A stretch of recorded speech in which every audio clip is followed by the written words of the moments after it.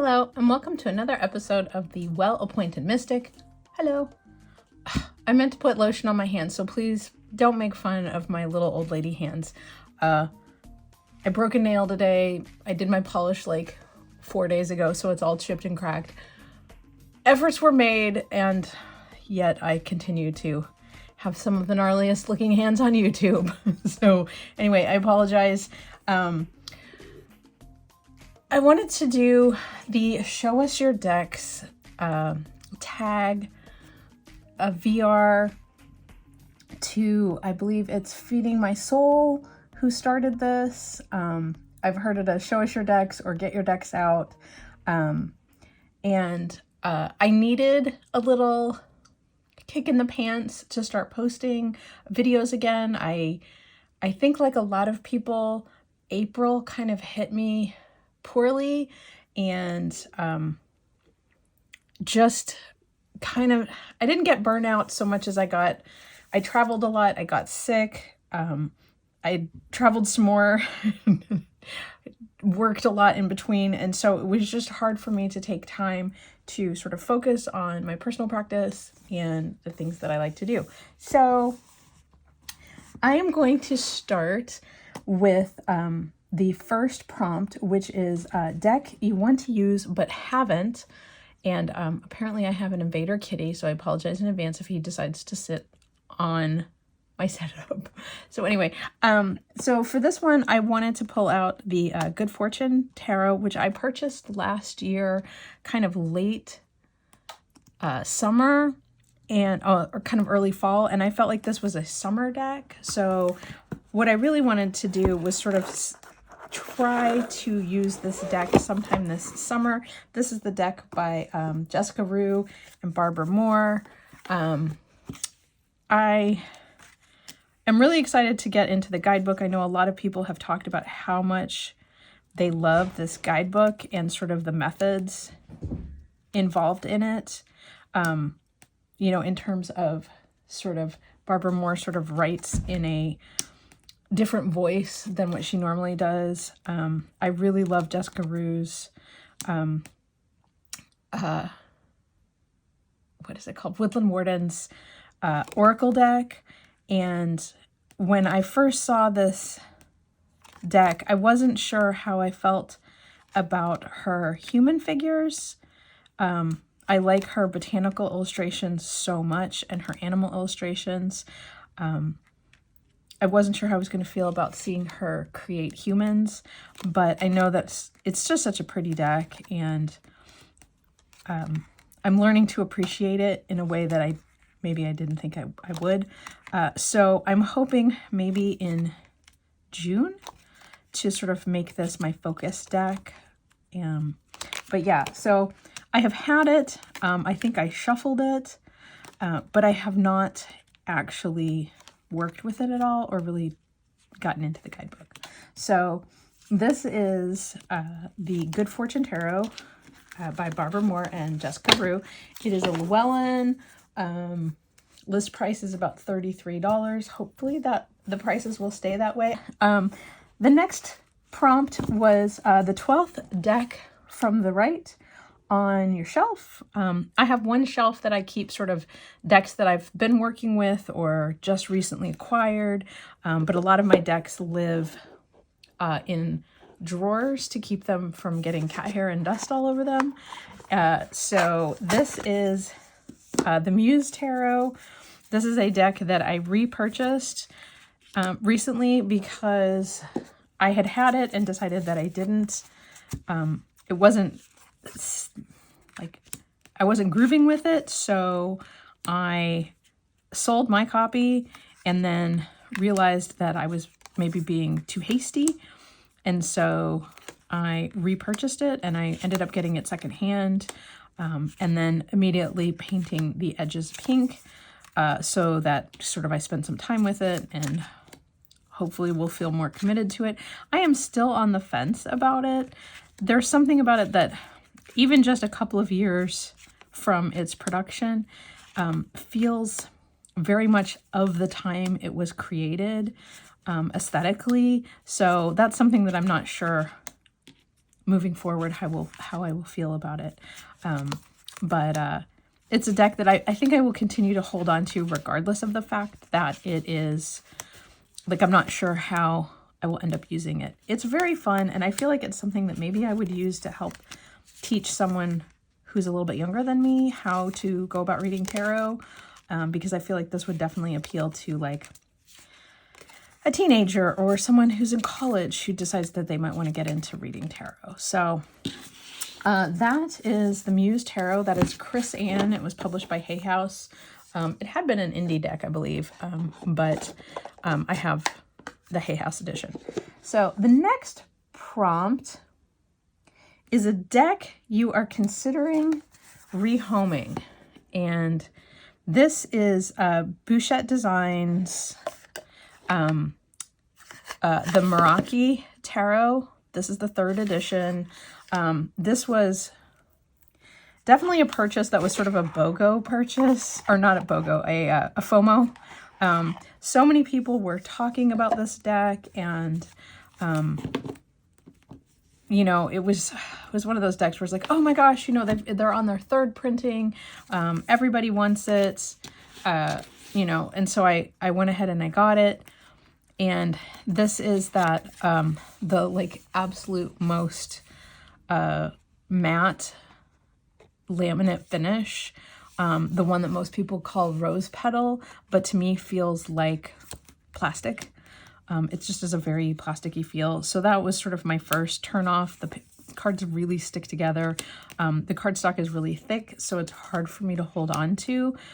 The illustrations are interesting, but there's a real combination of sort of much more graphic styles with sort of a more painterly illustration style that sometimes feels dissonant, like it doesn't feel like it quite goes together.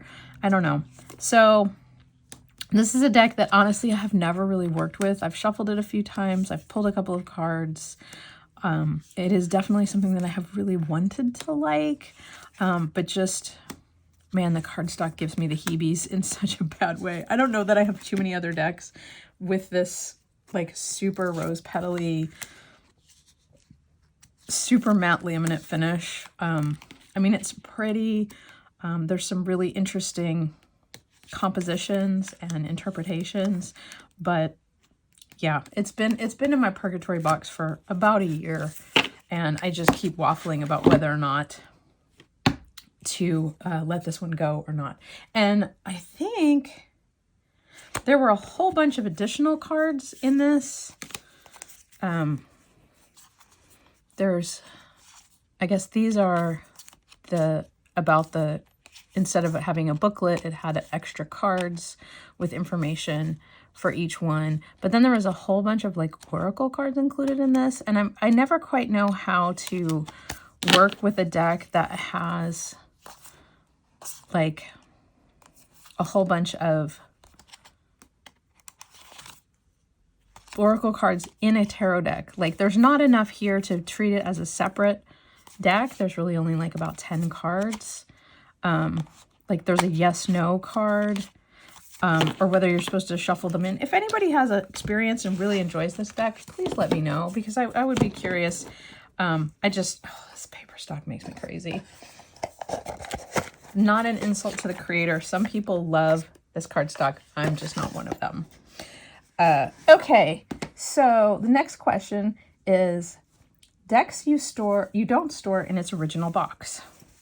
So this is one of those lovely Moonlit Fae bags that I keep my Tarot of Mystical Moments in.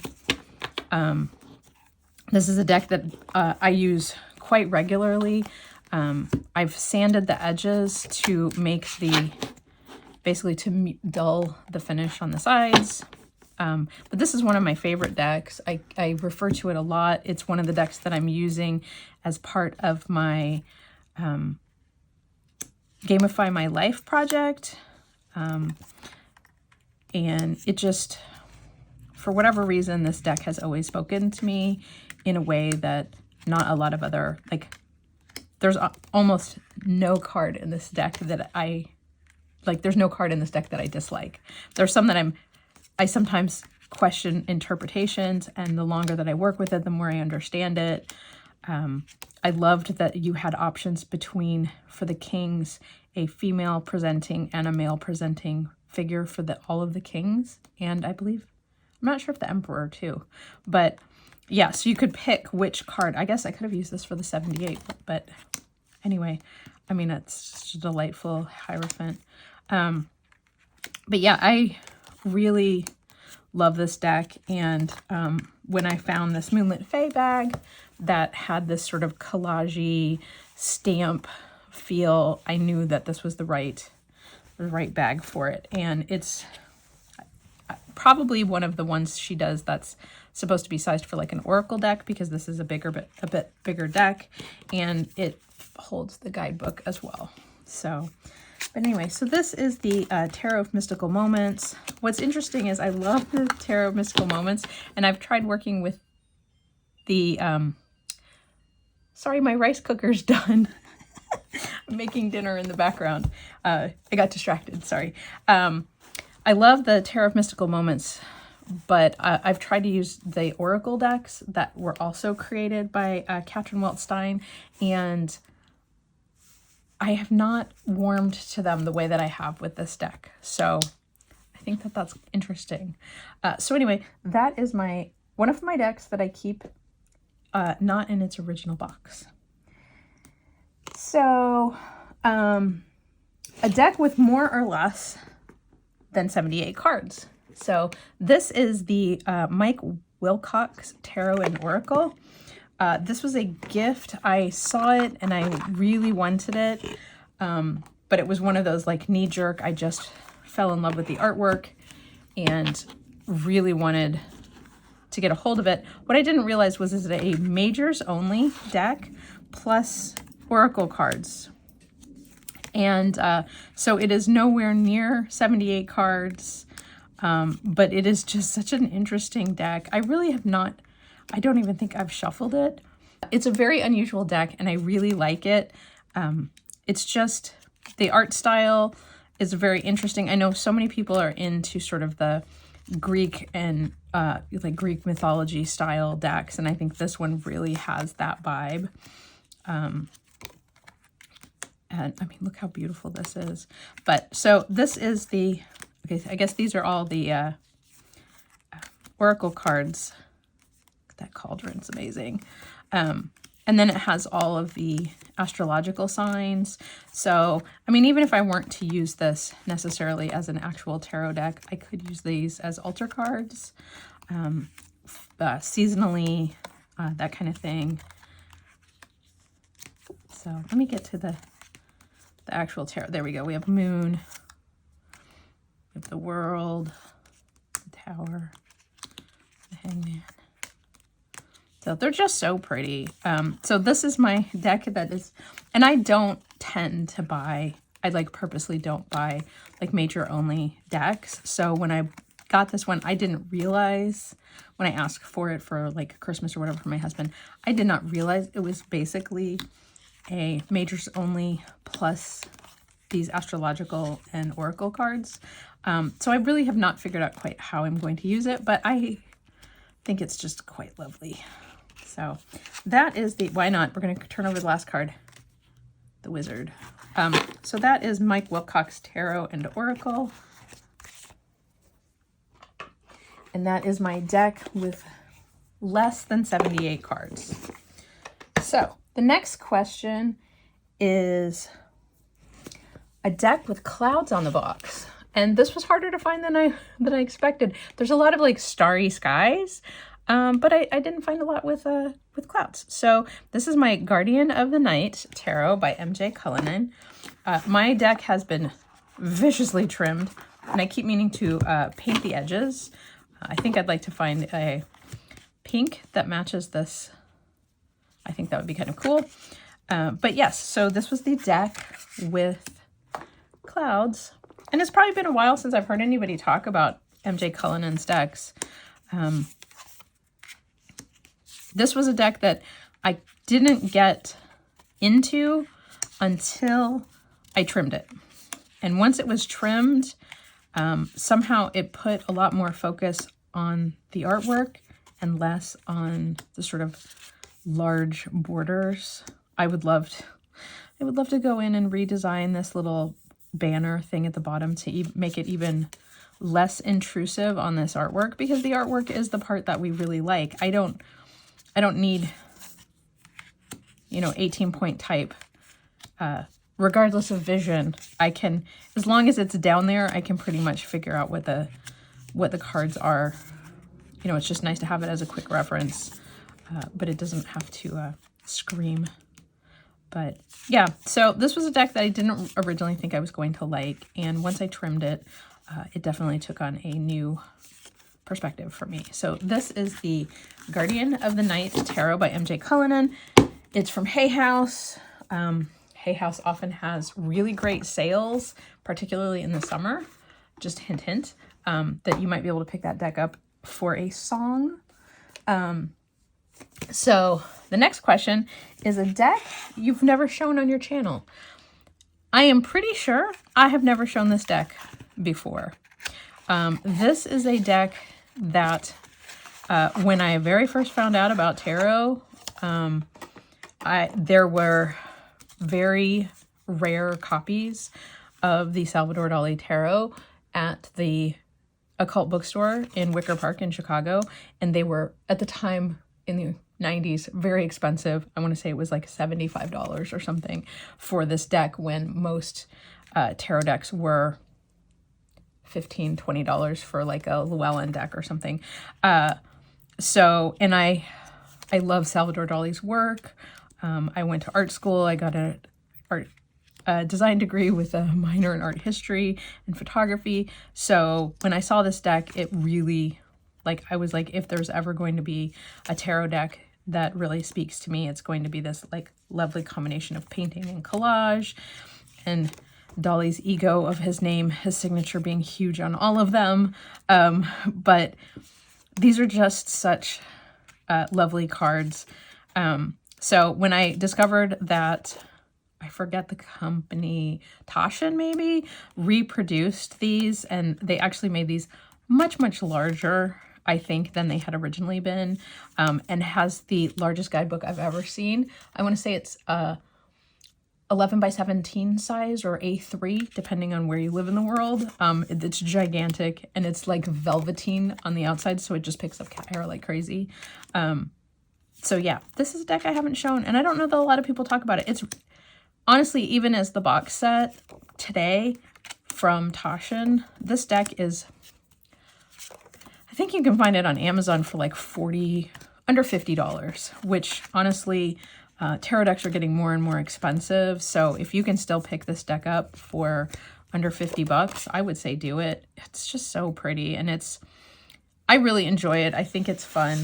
I don't know that I'm not keen on the giant guidebook that came with it. I've often wondered if I could get a hold of a copy of the old one, if there was a better guidebook with it, because the one that comes with it, despite the fact that it has ginormous pictures of the cards, which is very cool, I would have liked to have had more information about why Dolly picked certain types of imagery and that kind of thing.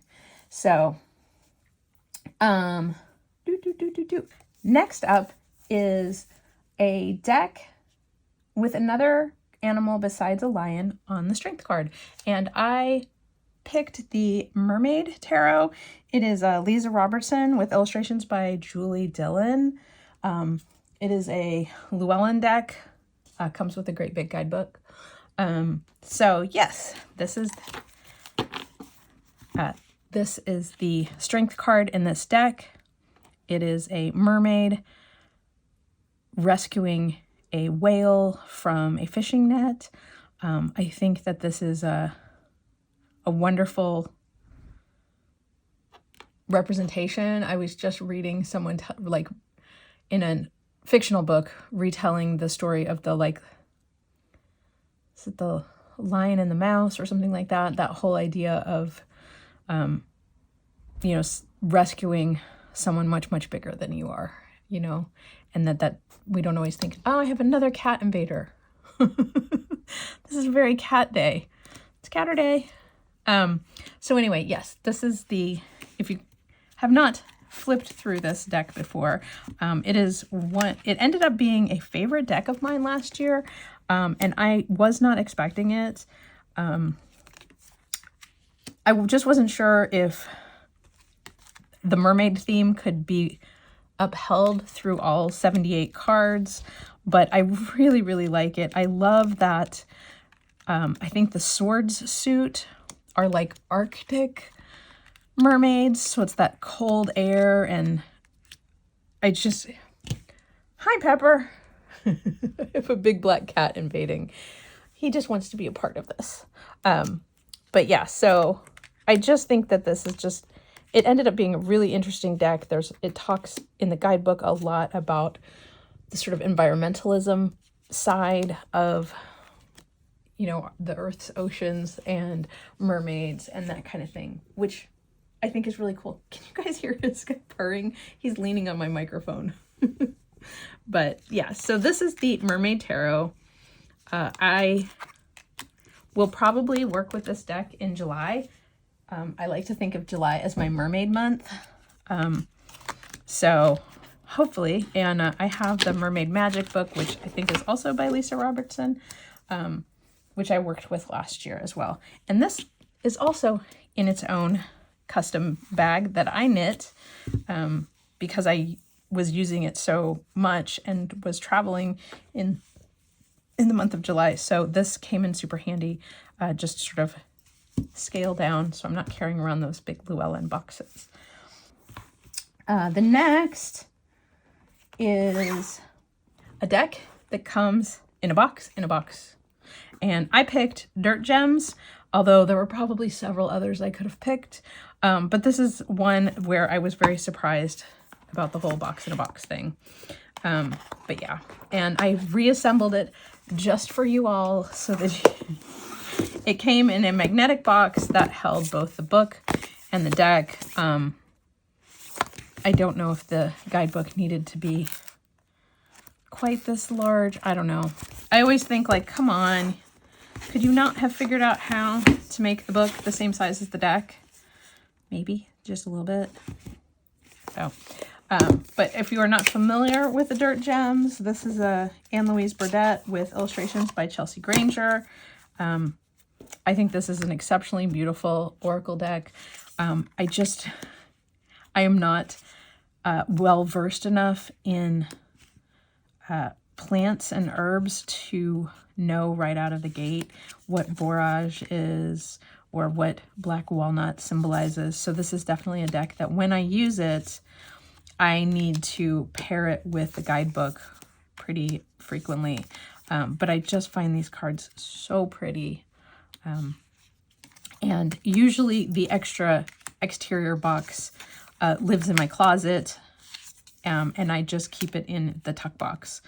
But I know a lot of people aren't crazy about the fact that there's a whole, like, it's divided up into sort of suits based on, like, desert plants, I think, and water plants and that kind of thing. And then they have one suit that's all these, like, black and white. And some people don't like that. The color is fantastic, but I really like the black and white illustrations too. So anyway, this is Dirt Gems. This is my box in a box. Those pretty gold edges. So these are gold painted edges. They're not foiled. So they shouldn't bother anybody. And while this has a bit of a matte finish to the cards and they are a little sticky, they are not nearly as bad as the Meraki deck, which is the stickiest deck I think I've ever handled. So, okay. We are up to question number 10. Question number 10. A deck that would not appear in your top 10. This is not at all reflective of this deck, the Spacious Tarot. It is just a deck that I purchased because so many people loved it. This is an indie deck. I don't even know who the creator is. Does it say? Carrie Mallon and Annie Roicht. the Spacious Tarot. It would not be in my top 10 because I really have not worked with it a lot. Maybe I would change my mind at some point. There's something very interesting about it. I got this deck and then I got the Landscape Tarot, and I feel like to some extent there's a little bit of the same feeling to them. I don't know, maybe, but like I have a lot of decks, and so it was like making that call of like, there's a lot of decks that probably wouldn't be in my top 10 simply because I have I've pretty much established the decks that are like at this moment my favorite top 10 sort of decks. So this deck just, I don't work with it a lot. I haven't worked with it a ton. It is really pretty, and now that I'm flipping through it, it might get into my rotation at some point. It's just not, for whatever reason, maybe not going to end up being my favorite. I don't know. It does have some animals and plants in it. I don't think it has any people in it, but it's not as many animals, like even as the Landscape Tarot, which there's like an animal on every card. You know, some of these are very kind of pippy, or, you know, pips with feeling. But anyway, this is not a slight to this deck at all. It is quite a lovely deck, and I feel bad that I don't use it more often. I just think for whatever reason, it hasn't gelled with me, but it's also not on the chopping block. So maybe that's a little better. So anyway, next on the list, I took the easy way out on this one. A deck you associate with the color green. I picked the Green Menagerie. It was just too easy. The joke is like, I could have picked the Green Witch or, you know, something like that. But I picked this deck because I think I was compelled to purchase it originally because one, I love these backs. I love the green painted edges. I thought it was an interesting concept when it was created. It was a Kickstarter deck. But I associated it with green because of these card backs and the fact that it is called the Green Menagerie. And this was a deck that was created by one artist, but he used a bunch of different styles to make it feel more like a Alleyman kind of deck. You know, some of the images are based on the original Rider-Waite-Smith, while others are a little more sort of painterly. What I came to find out later from some information online was that some of the artwork in this deck was created using AI, but this was a deck that was released very early on in the history of AI. So, you know, and I'm sure there was some corrections made. Some of these were actually done with more collage work and things like that. So I had a moment where I wasn't sure if I would ever use the deck because I'm pretty staunchly opposed to AI, but there's something about this deck that I really like, and I like kind of how it looks when you have 3 or 4 different cards. It really does sort of create this really interesting, you know, perspective when you see all of these together. They're just interesting. So anyway, this was the deck that I associated with the color green because it's called the Green Menagerie. I haven't worked with it a ton. This is also got that matte sort of, this is not as rose petally as the Meraki deck, but yeah. So, oh, and I don't even know who the creator is. I don't even think it says anywhere on the packaging. I would have to like go back through my backed Kickstarters to find it. Like the guidebook just starts right into the minor arcana. There's just like, there's no, he goes by Printagrams on Etsy. That's kind of the only information I have because that's it. That's all the information that's in here. There's no marks on the box, nothing. So Green Menagerie. I don't know if anybody else backed this particular Kickstarter, how you feel about it. Okay, we have, 3 more left? The next one is a deck that was pre-owned, used, or secondhand, or thrifted. And I pulled out my Starchild Tarot. The deck doesn't look particularly worn at all, but look at this guidebook. It like looks like it's been run over by a truck. There's even like marks in the book, like pencil marks and stuff. Like it was one of those like purchases from a Facebook marketplace kind of group.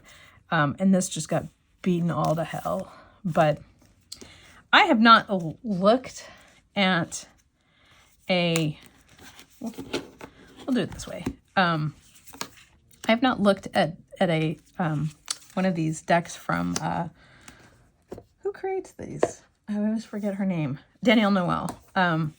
In a while. I feel like these feel so like the 2020. You know, these were so popular during the pandemic, and everyone was posting pictures with their, you know, their Starchild or their Moonchild decks. And I know she's done some changes to them and has re-released them.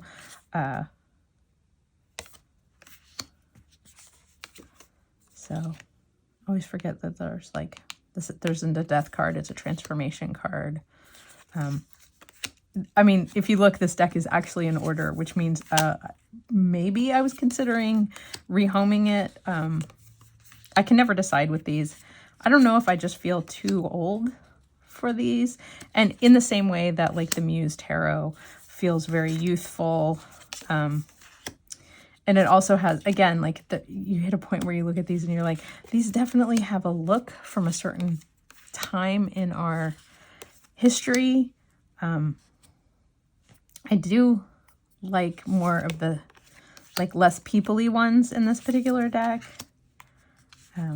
But yeah, so this is a deck that I purchased secondhand. It was pretty beaten up. I think part of the reason why I probably haven't tried to resell this is just because that guidebook is in such bad shape that it's hardly worth it. I'd have to basically, I mean, like if somebody fell in love with this deck, I might just give it to them, you know, friend or whatever. But then let's see, what's next? Quick interjection. I managed to forget one of the prompts, which was which tarot guidebook do I use most often? And to be honest, I think probably just because I carry this deck, the Tarot of Mystical Moments, around most frequently because I use it so much, and the guidebook fits in the bag, I would probably say that if I needed to refer to a quick meaning for a card, I might just reach in here and pull this out. But to be honest, the guidebook that I use most frequently is not actually attached to a tarot deck specifically. It is from Little Red Tarot. It's called All of Our Stories, and it's available as an ebook as well as a physical book. I'm going to put a picture of it up here somewhere so you guys can see what the cover looks like. But that is probably my most used tarot guidebook. One, because it is basically, because it's an ebook, PDF kind of thing, I have it on my phone so I can refer to it whenever I need to. I have debated purchasing the physical copy. It does ship from England though, so I probably will wait until some of this tariff stuff gets sorted out. But I would say that that is my most used. I really like the meanings, and they kind of keep it separate from any specific deck. So it's a great one to use, particularly with a deck that maybe just has like the little white book or something like that. So I refer to it a lot. I've gotten so good with, like, on my iPhone, I have it loaded in Apple Books. It's like one of the only things I have in the Books app. But using the search engine within the book to actually just like quickly search for a specific card. If I want like a deeper meaning, you know, some guidebooks only have like a paragraph or two, particularly for minor arcana. So yes, All of Our Stories from Little Red Tarot is probably my most used guidebook. So slotted that in. Back to our regularly scheduled program. Thanks. Oh, a deck with water on the box. So I pulled out the Tarot of the Divine. And this is such a fun little deck. I feel like I learn something every time I use it. I do have the complimentary book that has all of the stories in it to learn more about the mythology from various cultures and things. But it's such a, I love, I've been griping about cardstock through this whole video. This one is that lovely linen finish. It feels very nice in the hand. I love this the illustration style on this. They just tell really nice stories. It's just a cool little deck. And, you know, there's water on the box. I believe that is, I don't remember which card that is. Let's look for it.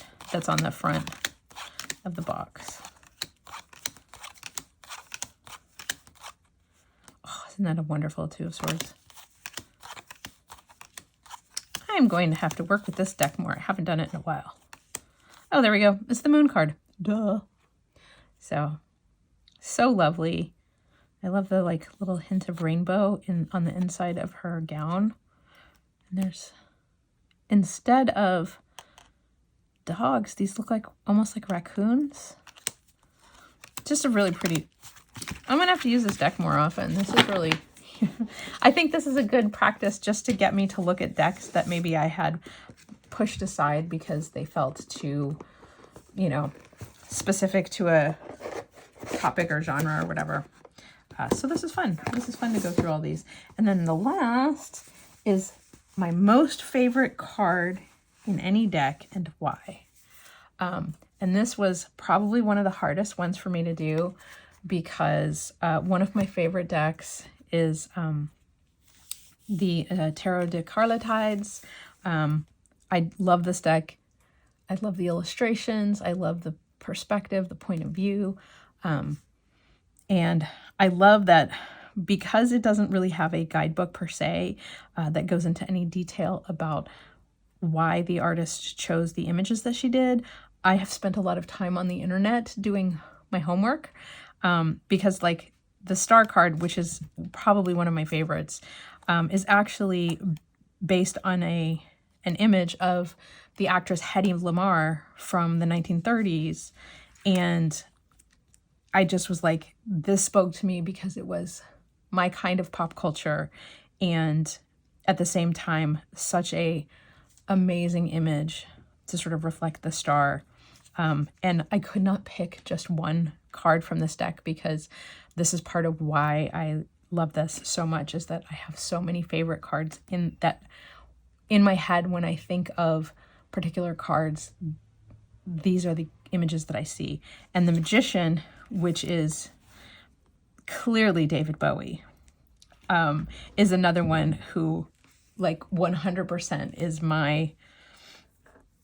what I envision. I mean, he was a shapeshifter through his entire career.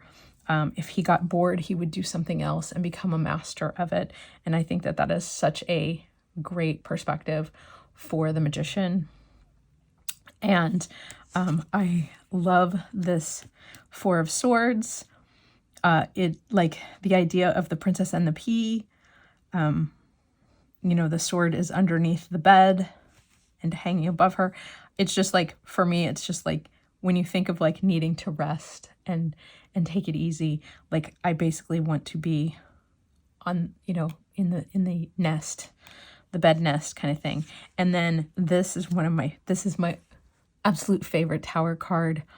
It is based on a Thai temple. It is, I think, Wat Samphan, I think is what it's called, Samphan. You can Google it, and I will put an image up right here of the actual temple. You can actually go and see it, but it is an illustration, like, and again, I did my homework. I like looked it up on the internet, like trying to find what this was, because I just see, like, it was one of those things where it's like, have I seen that? So these are probably some of my favorite cards of all time. I couldn't pick just one, so I broke all the rules. I apologize. But many of the other cards I have attempted to do research, because a lot of them have like very specific sort of, you can tell they have European folklore tradition in the cards. Let me pull some of them out, but like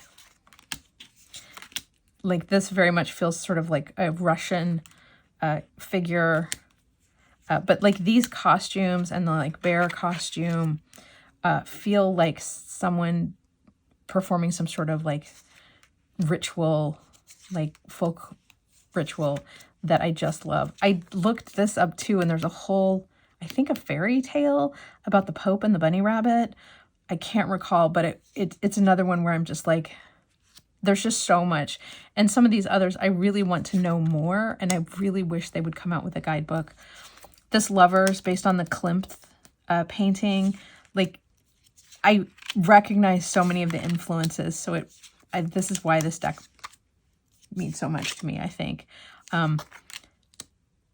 The dragon on his hoard is like such a, I love this card. And again, you know, it speaks to my nerd heart and the whole thing. There's just this also, I think this headdress piece is something from like a 1920s or 1930s type thing. And she then worked it in to look like the Justice card.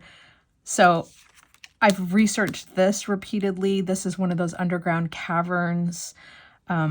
You know, so it's just like, I would love for there to be a guidebook that goes into detail about what some of the imagery came from, where it came from.